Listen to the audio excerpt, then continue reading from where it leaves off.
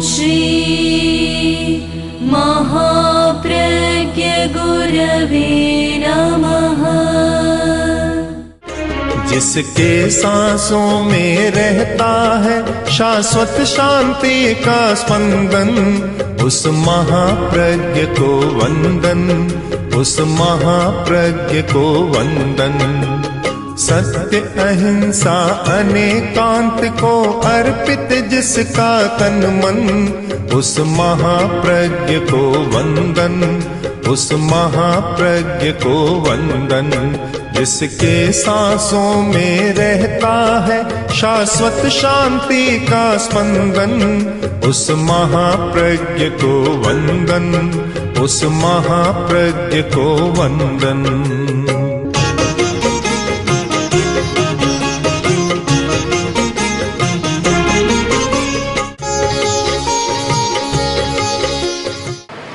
मनुष्य के व्यवहार को दो आयामों में देख सकते हैं। एक क्रियात्मक व्यवहार और दूसरा प्रतिक्रियात्मक व्यवहार। जब तक वह द्वंद्वों की परिधि में रहता है, तब तक उसका व्यवहार प्रतिक्रियात्मक अधिक हो जाता है। जो व्यक्ति द्वंद्वातीत चेतना में चला जाता है, उसका व्यवहार क्रियात्मक रहता है और वह क्रियात्मक व्यवहार ही एक प्रसन्नता का वरदान देता है। हर्ष और शोक सब परिचित है। प्रसन्नता को बहुत कम लोग जानते हैं और बहुत कम ऐसे भाग्यशाली लोग हैं जिन्हें प्रसन्नता का वरदान प्राप्त है। सबसे बड़ा वरदान है ये, जीवन की सबसे बड़ी उपलब्धि है जो प्रसन्न रहना जानता है। हर्ष और शोक ये सारे द्वंद्वों के साथ चलते हैं। अध्यात्म शास्त्रों में, मंत्र शास्त्रों में, तंत्र शास्त्रों में कुछ द्वंद्वों का उल्लेख है। लाभा लाभे शुभे दुखे, लाभ और अलाभ का एक द्वंद्व है। सुख और दुख का एक द्वंद्व है। जीविये मरणे तहा, जीवन और मरण का एक द्वंद्व है। तहा मानाव माणेशु, मान और अपमान का भी एक द्वंद्व है। सत्कार और असत्कार, निंदा और प्रशंसा का एक द्वंद्व है। ऐसे अनेक द्वंद्व हैं, युगल है, जोड़ी है और मनुष्य इनको जी रहा है। अच्छा संवाद मिला कि आज इतनी अधिक बिक्री हुई कि आज तक नहीं हुई और बहुत आर्थिक लाभ हुआ है। आदमी खुश हो गया। इसे प्रसन्नता नहीं कहना है। अगर प्रसन्न कहोगे तो गलत हो जाएगा। खुश हो गया, हर्ष हुआ उसके मन में। हृष्ट शब्द आता है आगम साहित्य में, संस्कृत में भी है। हठ टूठा, हृष्ट तुष्ट हो गया, हृष्ट हो गया यानी हर्ष से आप्लावित हो गया, मन हर्ष से भर गया। यह हर्ष एक द्वंद्व से पैदा हुआ है। लाभ हुआ इसलिए हर्ष हो गया। 6 महीना के अंतराल में संवाद मिला कि आज दुकान में डकैती हो गई और बहुत भारी कीमती वस्तुएं चली गई। दुख हो गया। जब मिला था तो हर्ष हुआ, चला गया तो शोक हो गया। हर्ष और शोक यह द्वंद्व है और इस द्वंद्व का जीवन सब लोग जी रहे हैं, कभी राजी और कभी नाराज, कभी खुशी होती है, कभी दुख हो जाता है, कष्ट होता है। यह द्वंद्वात्मक दुनिया का एक द्वंद्व, और जिस द्वंद्व में सब लोग जी रहे हैं। द्वंद्वात्मक चेतना में जीने वाला कोई प्रसन्न नहीं रह सकता। प्रसन्नता हमारी चेतना की एक विशिष्ट अवस्था है, और वह अवस्था कि जहां आंतरिक आनंद की अनुभूति है, जहां कोई कष्ट नहीं है, उसका प्रतिपक्ष नहीं है। हर्ष का प्रतिपक्ष है शोक, और प्रसन्नता का कोई प्रतिपक्ष नहीं है। अगर आप उदासी को माने तो उदासी उसका प्रतिपक्ष नहीं हो सकता।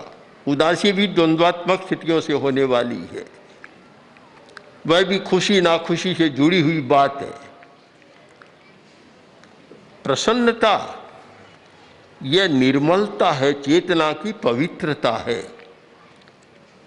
आकाश में बादल छा गए, घटाएं उमड़ गई, आकाशम आच्छन्नम,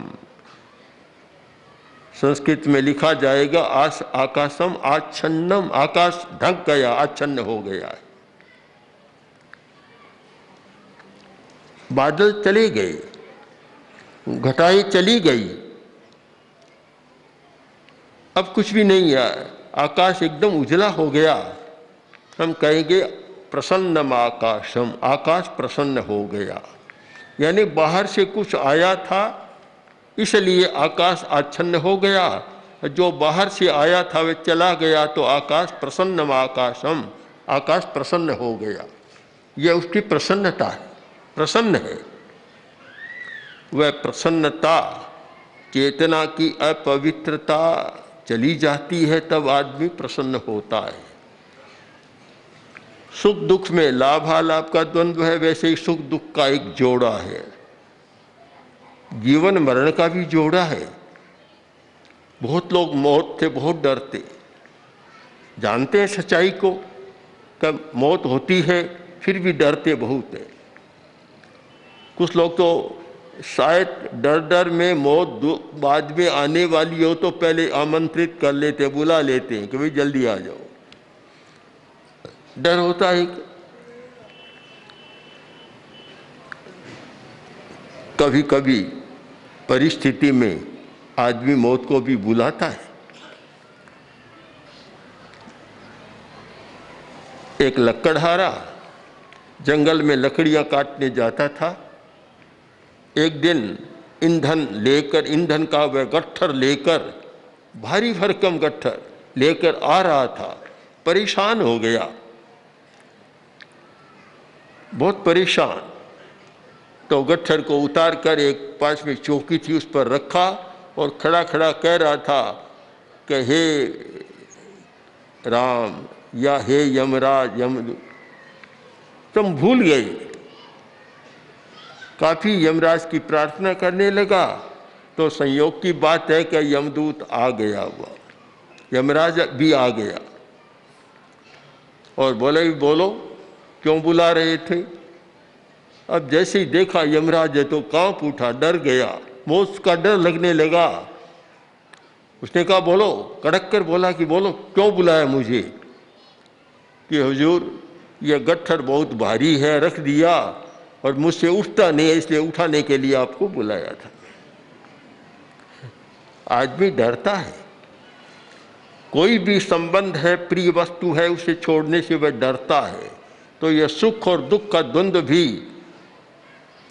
भय या हर्ष पैदा कर रहा है। जीवन मरण का भी ऐसे ही है।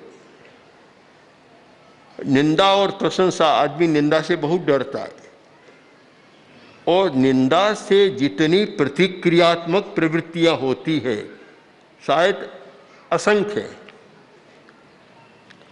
तूने ऐसा क्यों किया कि उस व्यक्ति ने मेरी निंदा की थी, वह निंदा कर रहा था, तब मुझे ये एक्शन, ये कदम उठाना पड़ा, काम करना पड़ा। निंदा से बहुत घबराता है, जबकि हम सच्चाई को जानते हैं कि दूसरे के कहने से कोई आदमी अच्छा नहीं होता और दूसरे के कहने से कोई आदमी बुरा नहीं होता। हर आदमी अच्छा बुरा अपने कार्य से, अपने व्यवहार से होता है। इस सच्चाई को जानते हैं, फिर भी कोई थोड़ी सी निंदा कर देता है, अधीर हो जाता है, प्रसन्नता तो गायब होती है। इन सारी स्थितियों में प्रसन्नता गायब हो जाती है। जहाँ भी द्वंद्व की प्रतिक्रिया है वह प्रसन्नता नहीं रह सकती, होती भी नहीं है।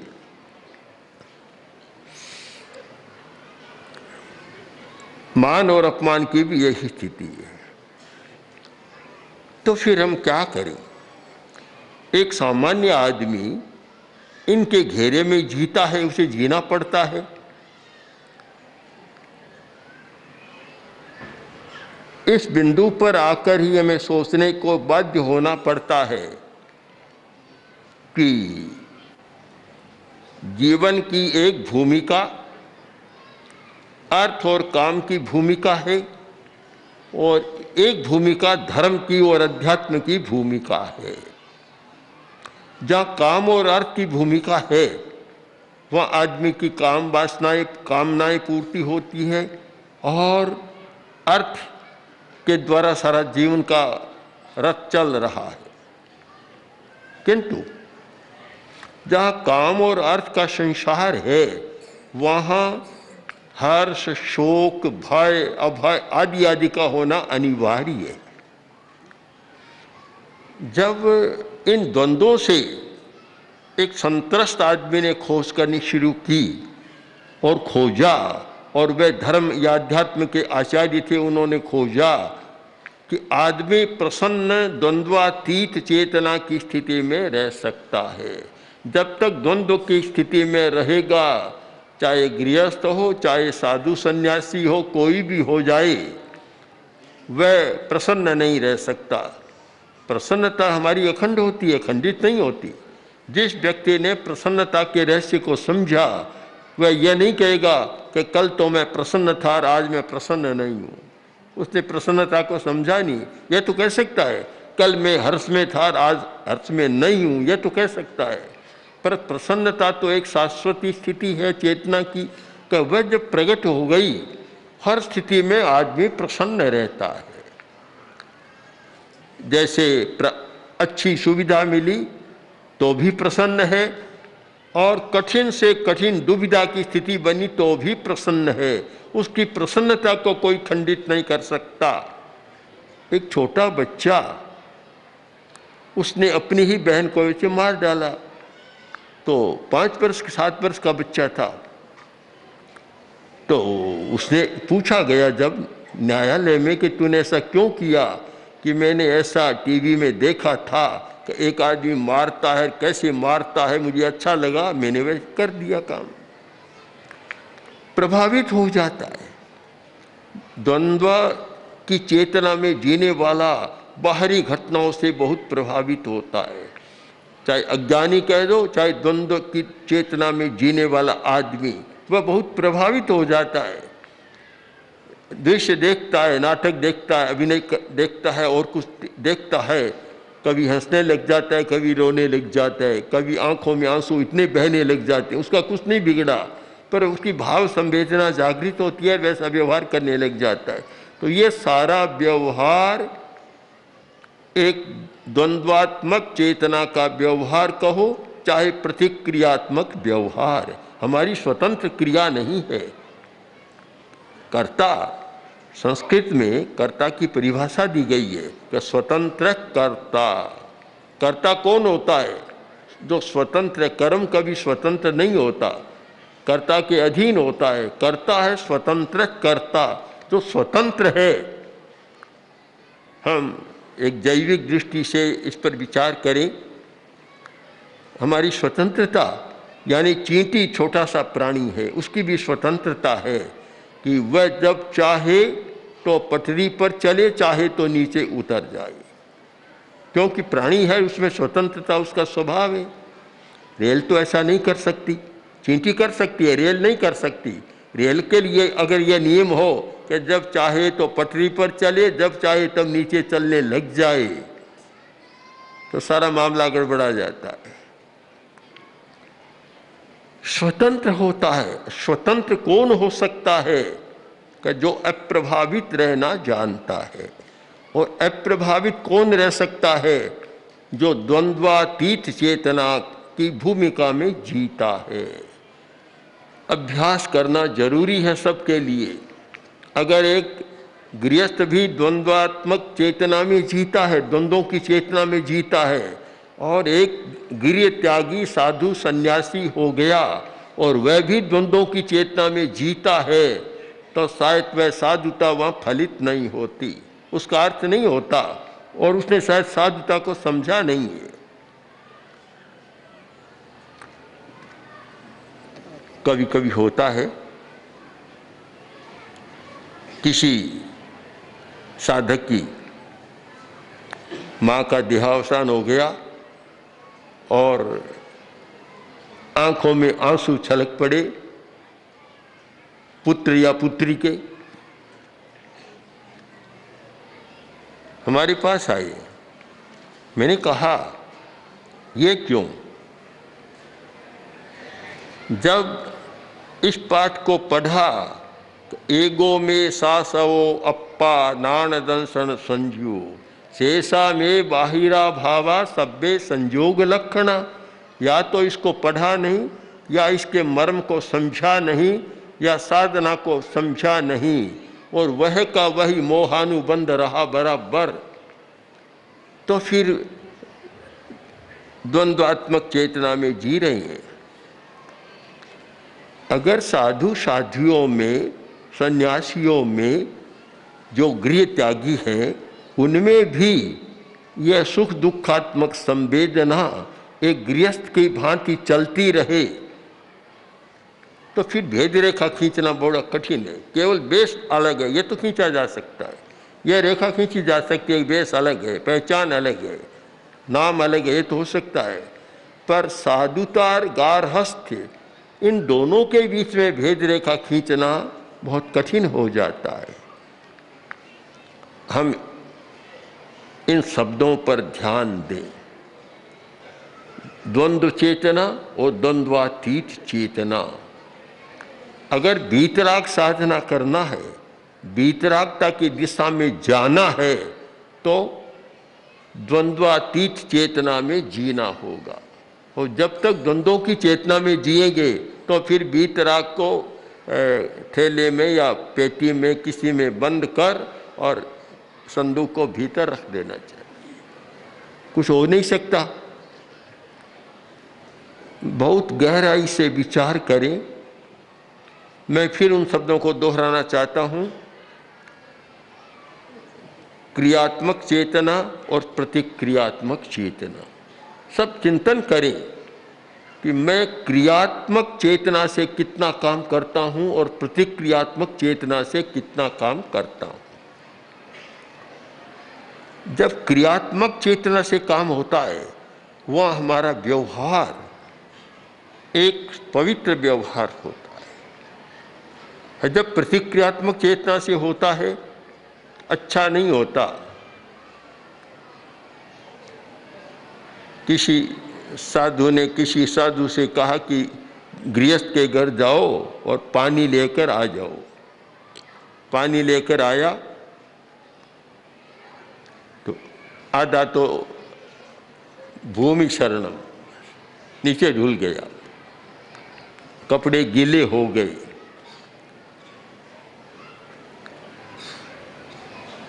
आया, पूछा पानी ले आए? कि ले आया।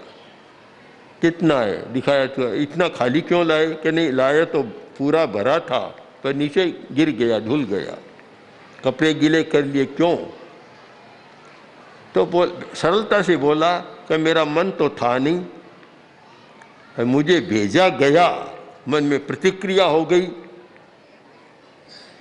प्रतिक्रियाएं होती है। हमारा स्वयं का अनुभव है कि जब हम छोटे थे और मुनि बुद्धमल जी आदि सब मेरे साथी सब साथ हम लोग थे, और आचार्य तुलसी के भाई मुनि चंपालाल जी स्वामी, उनके साथ हम लोग रहते थे। राजलदेसर चतुर्मास था और हमें राजलदेसर जाना था। साथ में हम लोग हांडी रखते थे पानी के लिए, गर्मी का मौसम तो हांडी रखते, साधु उठाते ऐसे। तो हमारे में से किसी साधु ने कहा कि अब बड़ा क्षेत्र आ रहा है चतुर्मास का, इस हांडी की जरूरत नहीं है। चंपालाल स्वामी ने कहा नहीं, हांडी रखनी होगी। अब कुछ का था नहीं रखें, कुछ का था, तो जो उठाने वाले थे छोटे साधु और जो चाहते नहीं रखें, उनमें एक प्रतिक्रिया हो गई। तो हांडी को लेकर चले, पर हांडी ठेर तक पहुंचे, बीच में ही समाप्त हो गई। वह शायद नहीं फूटती अगर प्रतिक्रियात्मक भाव नहीं होता था। अब प्रतिक्रियात्मक भाव था तो पूछा कैसे हुई, क्या हम ऐसे ले रहे थे, ऐसे हिला रहे थे, फूट गई, बस बात समाप्त हो गई। पर बात समाप्त नहीं होती है, हांडी नहीं फूटती अगर प्रतिक्रियात्मक, तो बहुत सुरक्षा के साथ। और ऐसा था कि अब रखना तो है नहीं और ऐसे तो ले जानी होगी, क्योंकि निर्देश दे दिया कि ले जानी है, तो ले जानी तो है पर पहुंचानी नहीं। ये सारा प्रतिक्रियात्मक व्यवहार ये क्यों होता है कि जब तक द्वंद्वात्मक स्थिति और द्वंद्व की चेतना में आदमी जीता है, मैंने पहले ही कहा चाहे साधु हो चाहे गृहस्थ हो, हम क्रियात्मक जीवन तभी जी सकते हैं जब द्वंद्वातीत चेतना से ऊपर उठने की साधना करें, अभ्यास करें, कि जहाँ न लाभ और अलाभ कोई फर्क नहीं पड़ता, जहाँ प्रभावित नहीं कर सकते दोनों ही हमें। वह स्थिति एक अध्यात्म की भूमिका और धर्म की भूमिका है, और वह भूमिका ही प्रसन्नता की भूमिका है। उस भूमिका में आदमी प्रसन्न रह सकता है और उसकी प्रसन्नता कभी खंडित नहीं होती। लाभ है तो भी खंडित नहीं, लाभ है तो कोई हर्ष नहीं, अलाभ है तो कोई शोक नहीं, उसे कोई खंडित कर नहीं सकता। ऊपर थूक दिया तो भी प्रसन्नता खंडित नहीं हुई, और वह थूकने वाला या कीचड़ डालने वाला जब पैरों में गिरा तो भी कोई बात नहीं। जब उसने कहा संत तुकाराम से कि मैंने अपराध किया, इतनी बार थूक दिया, तो उत्तर क्या मिला कि तू कितना अच्छा आदमी है, रोज मैं गोदावरी में 1 बार स्नान का लाभ लेता हूँ और आज तूने मुझे 100 बार लाभ दे दिया, इतना अच्छा मित्र तो मुझे कोई मिलने वाला नहीं। ये प्रसन्नता की बात टूटी नहीं, कोई खंडित नहीं कर सका, कारण कि वह प्रसन्नता द्वंद्वातीत चेतना से उपजती है। हम बहुत साफ समझ लें कि हर्ष शोक आदि द्वंद्व है, ये द्वंद्व की चेतना से उपजते हैं। हर्ष प्रसन्नता द्वंद्वातीत चेतना से उपजती है। इसलिए हम जब व्यवहार के बारे में चर्चा करें तो इस बात को न भूलें कि अच्छा व्यवहार उस व्यक्ति का हो सकता है जो प्रतिक्रियात्मक जो व्यवहार है उसको कम करने की साधना करता है और क्रियात्मक व्यवहारों की, क्रियात्मक प्रवृत्तियों का विकास करता है। इस भूमिका पर आए तो प्रसन्नता उसकी अखंड रह सकती है। और हम ऐसी साधना करें कि इन द्वंद्वों में जीते जीते काफ़ी समस्याएं पैदा हो गई, अब द्वंद्वातीत चेतना में जाकर उसकी साधना कर और स्वतंत्र कर्ता का अपना जो स्वरूप है उसको पहचाने और वैसा व्यवहार करें जिससे हमारी स्वयं की प्रसन्नता कभी खंडित न हो और हम दूसरे की प्रसन्नता को भी खंडित करने में निमित्त न बने। ओम अर्हम्। ओम श्री महाप्रज्ञ गुरवे नमः। ओम श्री महाप्रज्ञ गुरवे नमः। ओम महाप्रज्ञ गुरवे नमः। ओम श्री महाप्रज्ञ गुरवे नमः।